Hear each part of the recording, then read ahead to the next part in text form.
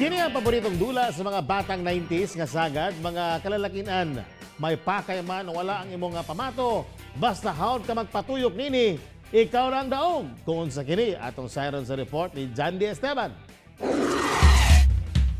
Ang tigmo, nang hawakan ay patay, nang ihagis ay nabuhay.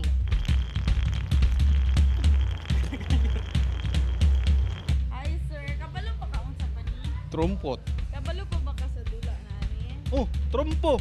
Kuya, alam mo na ito? Ah, kasing. Yes naman, takyan is life, but kasing is lifer. Kini ang atong dula bag-o pa man nauso ang Beyblade ni adtong early 2000 nga halos kitang tanan dunay collection ni ini. Mauni siya ang trompo.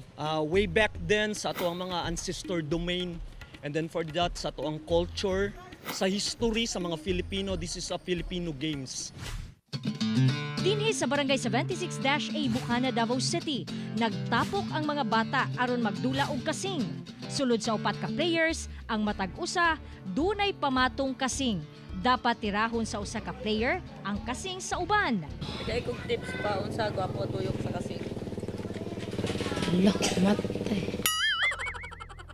May mabilin isa ka buhok, tapos mabatal siya, tapos dagan kay nabutang sa bilog, mo na siyang bahaw. Nan tama-tama rang kasing kabugat og taas ang pisi nya naitansan.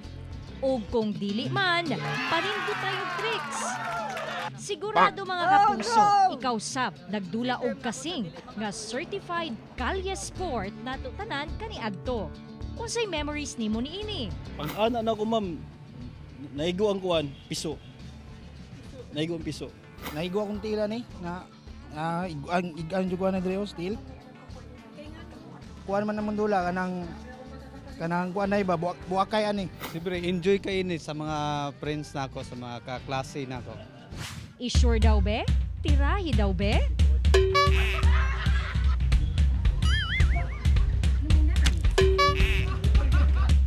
Dili daw ing ana. Tudluan kita ni Blazing Super Rapper, Nuki Blaze.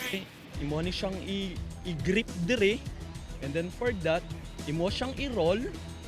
Pag na-roll na nimo siya, ma'am, i-spin dayon nimo siya sa yuta.